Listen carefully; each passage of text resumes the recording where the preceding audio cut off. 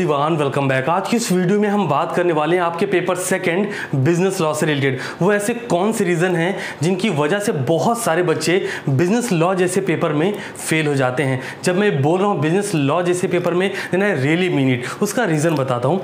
जब भी आपने मुझसे बिजनेस लॉ पढ़ी है, आप सबको मज़ा बहुत आया। इवन दो सभी को बिजनेस लॉ पढ़ते वक्त मज़ा बहुत आता है, बिकॉज समझ में पूरा का पूरा लॉ आता है। बिकॉज ऐसे ऐसे एग्जाम्पल कोड होते हैं सिर्फ बहुत इंटरेस्टिंग बना देते हैं पूरे लॉ सब्जेक्ट को। उसके बावजूद ऐसे क्या रीज़न हैं जिनकी वजह से बिजनेस लॉ जैसे पेपर में बहुत सारे बच्चे फेल हो जाते हैं। अगर मैं नंबर्स और फिगर्स की बात करूं तो जो लास्ट अटेम्प्ट हुआ है, जिसमें से मेरे पास तकरीबन 10,000 बच्चों ने अपने रिजल्ट भेजे थे, तो उन 10,000 बच्चों तकरीबन 10,000 बच्चों ने जो रिजल्ट मेरे पास आए हैं, उनमें से जो फेलियर के नंबर रहे हैं, जो भी बच्चे फेल हुए हैं, उनमें से 20-30% अप्रॉक्सीमेटली मान के चलो कि बिजनेस लॉ पेपर में फेल हुए थे। आइदर वो 30 मार्क्स पर आ गए हैं, कोई 7 मार्क्स तक बिजनेस लॉ के पेपर में आया है। यू कैन बिलीव कि इतना कम नंबर बिजनेस लॉ में कैसे आ सकता है। अगर तो आप रिपीटर हो तो आप मेरी बात से एग्री करोगे। अगर आप फ्रेशर हो, फर्स्ट टाइम जून अटेम्प्ट करने जा रहे हो, तो हो सकता है कि आप मेरी बात से सीधा सीधा डिसएग्री कर जाओ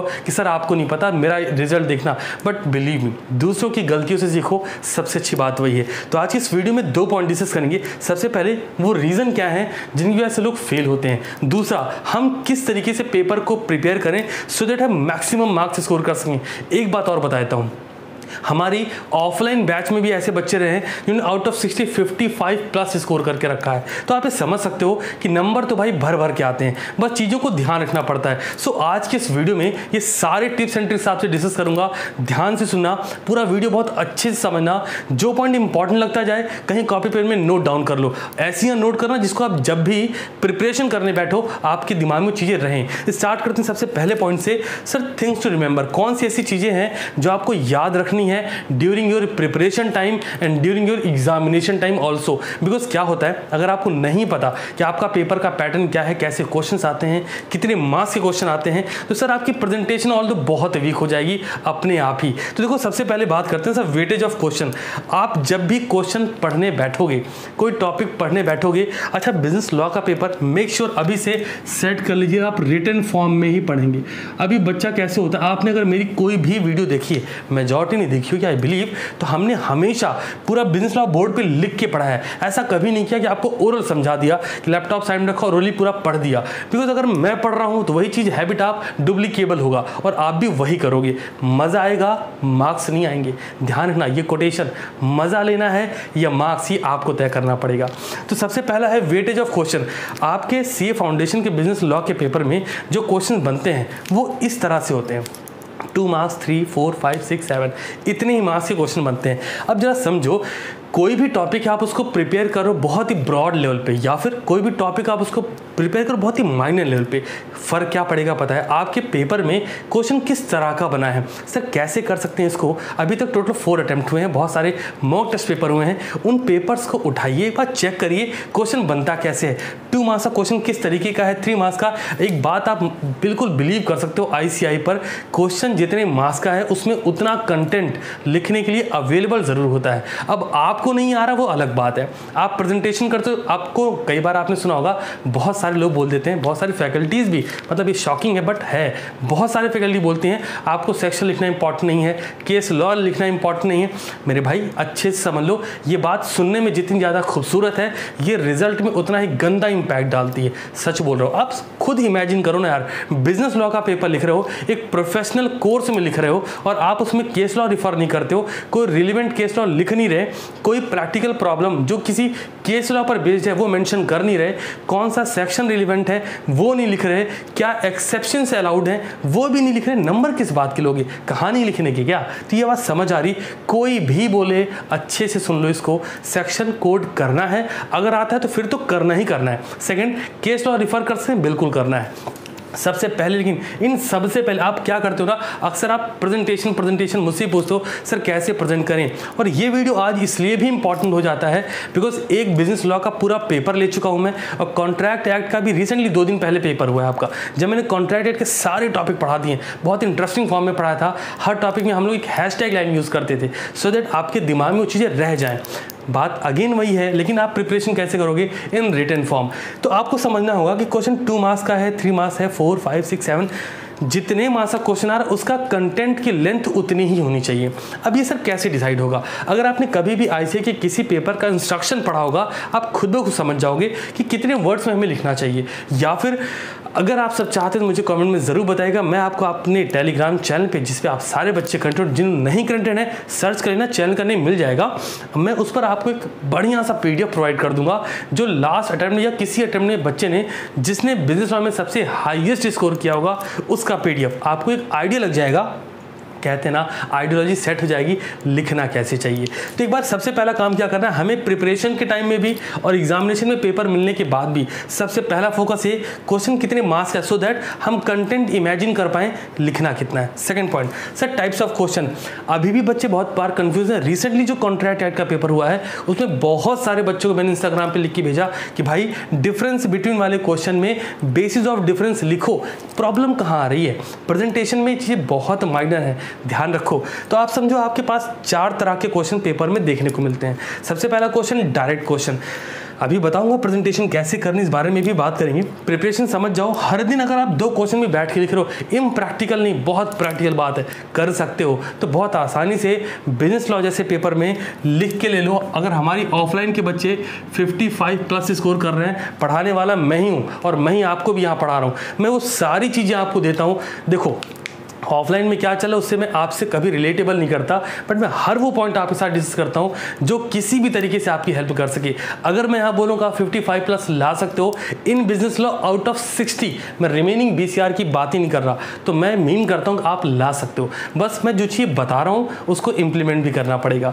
तो देखो डायरेक्ट क्वेश्चन में, जब डायरेक्ट क्वेश्चन में सीधा सा मतलब है आपसे बोलेगा what do you mean by explain या डिफाइन, सिंपली उसका आंसर कर देना है। उसमें बहुत इन डेप्थ ड्राइव करने की जरूरत नहीं पड़ती। Most of the chance direct question 2, 3, 4 यहां तक बनते हैं। अब बात आती है डिफरेंस बेस्ड क्वेश्चन। ये 5, 6 में भी जा सकता है या 4 में भी कई बार देखा जाता है। अब डिफरेंस पे बेस्ड क्वेश्चन है तो जैसा मैंने बताया एक कॉलम होना चाहिए बेसिस और डिफरेंस का, इसके बाद जिसमें डिफरेंस पूछा गया है उसमें बताओ। एक टिप्स और सुनना, डिफरेंस बेस्ड क्वेश्चन जब भी लिख रहे हो तो पूरी कोशिश करो कि जो सबसे पहला पॉइंट है वो उस दोनों पॉइंट का मीनिंग लिखा जाए। अब बच्चा क्या करता है, उसे मीनिंग अच्छे से नहीं याद है, बिकॉज यहाँ पे लॉ के वर्ड यूज़ होते हैं, वो उसको पार्ट को ही स्किप कर देता है, वो सीधे उसके सेक्शन से या उसके ऑब्जेक्ट से, उसके पर्पज से यहाँ से डिफरेंस करना स्टार्ट करता है। गलत है ना यार, जिसमें डिफरेंस करने जा रहे हो उसकी मीनिंग ही नहीं पता आपको, बहुत गलत है। तो प्रेजेंटेशन ऑल दो वैसे ही वीक हो जाएगा। तो क्या करना है, अगर आप डिफरेंस भी लिख रहे हो सबसे पहला काम हमें क्या करना चाहिए सर, सबसे पहले हमें मीनिंग के बेसिस पर डिफरेंस बताना होगा। समझ आ रही बात आपको? सबसे पहले क्या करना है, मीनिंग के बेसिस पे डिफरेंस बताना है। ठीक है जी, मीनिंग हो गया। सर सेकंड नंबर पे क्या, जो सबसे ज़्यादा रिलेवेंट पॉइंट हो वो लिखो, और ये सारा लिखते वक्त फोकस इस पर रखो। अगर क्वेश्चन 4 नंबर का है तो 8-10 पॉइंट लिखने का कोई फ़ायदा नहीं है। डिफरेंस में जितने मार्क्स का क्वेश्चन आ रहा है उससे 1 या 2 पॉइंट एक्स्ट्रा कर दो बस। और कभी भी yes, no, available, not available ऐसा मत लिखो, उसमें प्रॉपर वर्ड, पूरा स्टेटमेंट यूज़ करो। वर्ड मीनिंग नहीं खेला जा रहा है, इसको समझो आप। नेक्स्ट क्वेश्चन की बात करें, केस स्टडी। ये 2 चीज़ें हैं, पहला तो है केस स्टडी ही आ गई, बहुत रेयर है, बट अगर आ गया चिन्नैया वर्सेस रमैया आ गया तो हमें केस स्टडी पूरी लिखनी है। कैसे लिखेंगे सर, किस ईयर में केस हुआ था, केस के फैक्ट क्या थे, कोर्ट का वर्डिक्ट क्या आया और कंक्लूजन क्या निकला, ये सारी बातें। हाँ, कंक्लूजन हमेशा एंड पॉइंट पर जाके देना है, कंक्लूजन कभी भी मिड या स्टार्टिंग में नहीं रखते। बहुत सारे बच्चे जब वो पहला स्टेटमेंट यूज़ करते हैं तो बता देते हैं कि इसमें ये हुआ। आपने पता बाहुबली सेकंड मूवी का इतना ज़्यादा वेट क्यों किया, क्योंकि आपको जानना था कि बाहुबली क्यों मारा गया है ना। तो वो चीज़ समझो, हमेशा ना एक क्रक्स बना के रखो कि एग्जामिनर मजबूर हो जाए आपको नंबर देने के लिए। नेक्स्ट पॉइंट की बात करेंगे, case study based question. Recently हमने जो कॉन्ट्रैक्ट एक्ट का टेस्ट लिया था, आप सबको उसमें चीज़ रियलाइज़ हुई।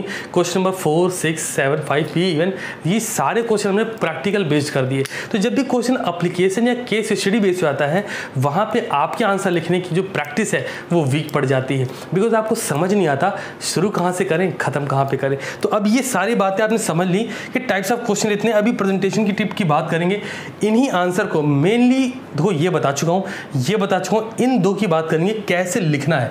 ये तो हमने बताया केस स्टडी को फैक्ट पे जाओ, कंक्लूजन पे जाओ, है ना, ये सारी बातें ठीक है। बट अगर प्रैक्टिकल अप्रोच आ रही है तो कैसे लिखेंगे वो बताएंगे। उससे पहले टाइम एंड प्रेजेंटेशन की बात करते हैं। टाइमिंग इसको मद्देनजर रखते इंपॉर्टेंट है।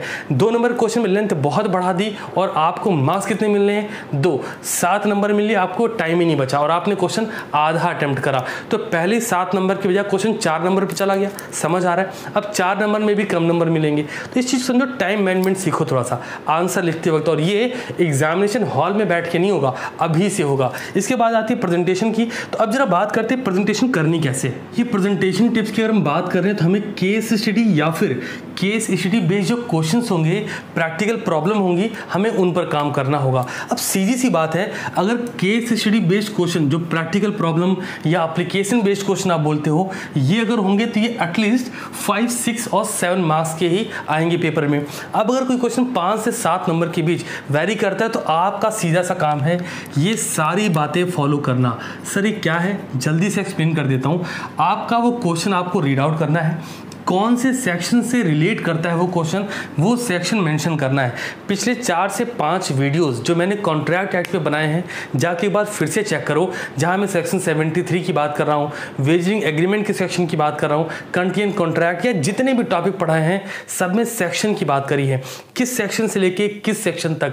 बहुत इंपॉर्टेंट है कि रिलेटेड सेक्शन मेंशन करो। Second, applicability of rule. Sir जो सेक्शन की बात हो रही है उसमें अगर कोई रूल अवेलेबल है जरूर मेंशन करो। अब ये सबसे इंपॉर्टेंट पॉइंट जो बच्चा अक्सर मिस कर जाता है, अगर उस टॉपिक पर रिलेटेड कोई एक्सेप्शन अवेलेबल है कि वो टॉपिक कब कब अवेलेबल नहीं होता, जरूर लिख के आओ। एट देन बात करेंगे डिस्कस प्रैक्टिकल प्रॉब्लम। अब देखो समझना, आपके पेपर में जो क्वेश्चन गिवन है हमें बेसिकली उस प्रैक्टिकल प्रॉब्लम के सॉल्यूशन के बारे में बात करनी है, तो वो प्रैक्टिकल प्रॉब्लम यहाँ पे डिस्कस होनी चाहिए कि एक्चुअली किसके बीच में केस है, किसने किस पर केस फाइल करा है और कंक्लूजन क्या निकलेगा, और हम उस पूरी प्रॉब्लम को उस केस स्टडी से रिलेट करके फिर आंसर करने वाले हैं कि आखिर कंक्लूजन क्या था। एक बात का और ध्यान रखेंगे, जब आप प्रैक्टिकल प्रॉब्लम नोट डाउन कर रहे हैं, उसके बारे में बात कर रहे हैं, तो जो केस लॉ रिफर हो सकता है उससे ज़रूर रिफर करिए। मतलब साफ है, जिस सेक्शन में बात हुई है उस सेक्शन में कोई केस लॉ होगा, वो केस लॉ वहाँ पे रिफर कर दो। एग्जाम्पल के लिए इमेजिन कर लो कि अगर यहाँ पे कभी एक ऐसी इंसान की बात हो रही जो सीनियर मोस्ट है और वो अपनी डॉटर को कुछ प्रॉपर्टी ट्रांसफ़र करता है और वो डॉटर को किसी और को पे ऑफ करने के लिए बोलता है, लेटर वो डिनाई कर जाती पेमेंट करने से, तो हमें यहाँ पर case law Chinnaiah versus Ramaiah हमें मेंशन करना है। या फिर अगर हम बात करें हस्बैंड वाइफ की, जहाँ पर एग्रीमेंट नहीं है, हमने पूरा केस पढ़ा, हमें समझ आ गया कि ये एग्रीमेंट ना होने का केस है, तो यहाँ बल्फर वर्सेस बल्फर 1919 मेंशन करना है। या फिर अगर हम पूरा क्वेश्चन पढ़ के देखते हैं कि यहाँ पर जो पूरी अप्रोच है प्रैक्टिकल प्रॉब्लम की, वो कहीं ना कहीं एक सीनियर मोस्ट से और एक माइनर से रिलेटेड है, तो हमें क्या करना है, मोरी बीबी वर्सेस धर्मदास घोष। मतलब आप समझ रहे हो कि ये चीज़ें मेंशन करनी। इस तरीके से, इस पैटर्न से हम अपने आंसर को समझो। अगर मान लो 7 नंबर या 5 नंबर के बीच का क्वेश्चन है, 1, 2, 3, 4 और 5, अब 5 पॉइंट पे आंसर लिखोगे, डिड यू इमेजिन कि क्या होने वाला है। आपकी कॉपी में कंटेंट ऑलरेडी बहुत ही स्ट्रिक्ट होगा, बहुत ही डेफिनेट तरीके से मेंशन होगा और उसकी जो प्रेजेंटेशन मच बेटर हो जाएगी। एग्जामिनर के लिए काम आसान होगा कि हाँ आपने टॉपिक वाइज मेंशन किया है, कहानी नहीं भरी। और सबसे ज़्यादा इंपॉर्टेंट, ये सब करने के बाद इन सब में जो की पॉइंट्स हैं, अभी भी बार बार कहता हूँ कि की पॉइंट्स को अंडरलाइन करना ना भूलिए, ये हैबिट बनानी पड़ेगी आपको। और की पॉइंट्स अंडरलाइन कैसे करने हैं सर, आप पेंसिल यूज़ करिए ना, बिकॉज आपको ब्लैक पेन अलाउड है पेपर देने के लिए, पेंसिल का यूज़ करिए, अंडरलाइन करिए। क्या ये काम सीधे एग्जामिनेशन टाइम में होगा? बिल्कुल नहीं। जब आप प्रिपरेशन करो ड्यूरिंग दिस टाइम, आप ज़रूर करो। और हाँ, जैसे हमने कॉन्ट्रैक्ट एक्ट का टेस्ट लिया था, अब सेल्स ऑफ गुड्स एक्ट पढ़ाने चल रहे हैं। एलएलपी, कंपनी, पार्टनरशिप और कॉन्ट्रैक्ट हो चुके हैं, अब बारी सेल्स ऑफ गुड्स एक्ट की। तो आपकी क्लासें बहुत जल्दी स्टार्ट हो जाएंगी सेल्स ऑफ गुड्स एक्ट पे, और जितने भी टॉपिक हैं एक एक टॉपिक डिस्कस होगा और इस रेफरेंस को ध्यान में रख के डिस्कस होगा। मेक श्योर कि आप सारे लोग अवेलेबल ज़रूर हो। तो चलो मिलता हूँ बहुत ही जल्द, और तब तक के लिए शानदार रहिए और पढ़ते रहिए।